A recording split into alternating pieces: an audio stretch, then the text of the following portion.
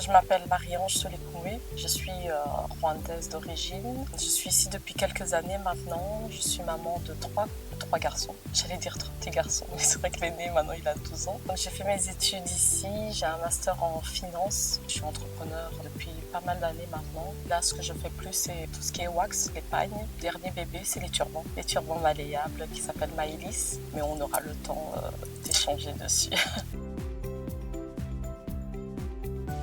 Maëlys, c'est la marque pour les turbans. Ça aussi, ça s'est fait naturellement en fait parce que je suis une passionnée des turbans. J'attache énormément les turbans et petit à petit, j'ai commencé par quelques ateliers. Mais malgré les ateliers, certaines queens, comme je les appelle, elles s'en sortaient toujours pas. Donc j'ai essayé de trouver un moyen de faciliter la tâche du port du foulard tous les jours en rendant le turban malléable en fait. Comme on le voit ici, il a des fils de fer à l'intérieur donc il permet d'être malléable. Ça c'est un exemple par exemple de turban. Ils sont tous doublés satin. Et le choix du tissu principal va varier en fonction des matières en fait. Ici c'est du wax en coton, ça peut être de la soie, du viscose, de la taffeta. Il y a des collections en lin, des strass. C'est vraiment en fonction des coups de cœur de ce que je trouve dans les magasins. Et j'essaie de varier aussi la diversité pour que toutes les communautés puissent s'y retrouver, que ça soit pas quelque chose de typiquement africain ou autre, mais que ça soit les maghrébines, les européennes et ainsi de suite, qu'un large public puisse s'y retrouver dans mes turbans. Et la subtilité en fait c'est qu'ils sont malléables, donc on peut les manipuler facilement et ça a une mémoire de forme. Donc si on attache comme ceci, ça reste comme ceci.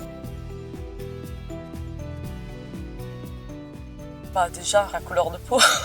Être jeune, noir, dans l'entrepreneuriat, c'est pas évident. Que ça soit l'accès simplement à des locaux commerciaux qu'on peut louer ou même à la banque. Donc on associe en disant, mais est-ce qu'on a la maturité pour faire ça? C'est pas évident, on va dire. C'est pas comme si j'étais Pierre-Paul Jacques, je me présente et les choses sont beaucoup plus faciles. Donc il y a ça aussi qui va un peu bloquer ou rendre les choses un peu plus difficiles dans notre démarche en fait, dans notre travail.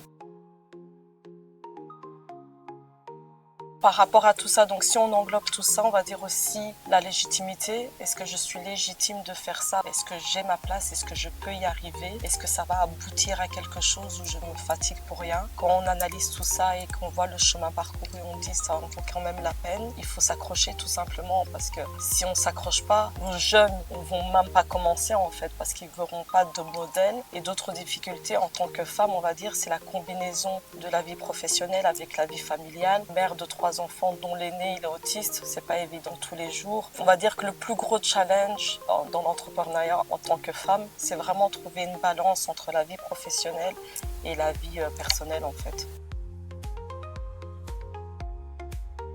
Ce que je pourrais dire, c'est qu'il faut jamais oublier le pourquoi on a commencé, s'accrocher sur ça, ne pas s'oublier en dehors de la vie professionnelle, la vie familiale, ne pas oublier la personne, parce que c'est ça en fait, c'est ça le pilier. Si on craque, si ça devient trop, on n'arrive plus à tenir la barque, donc ça va s'effondrer. Donc en dehors de ça, le plus important, je pense, c'est quand même essayer de prendre un peu de temps pour soi, pour se ressourcer et continuer à avancer en fait, parce que sinon le burn-out c'est vite arrivé et c'est pas le but quoi. D'autres conseils, c'est bien s'entourer. Être bien entouré, c'est vraiment aussi la base parce que simplement, si on est bien entouré, on va avoir quelqu'un qui va vous soulager à la maison, qui va vous soulager au travail, ne fût-ce qu'en vous donnant des bons conseils ou en vous remotivant. Donc l'entourage, c'est très très important.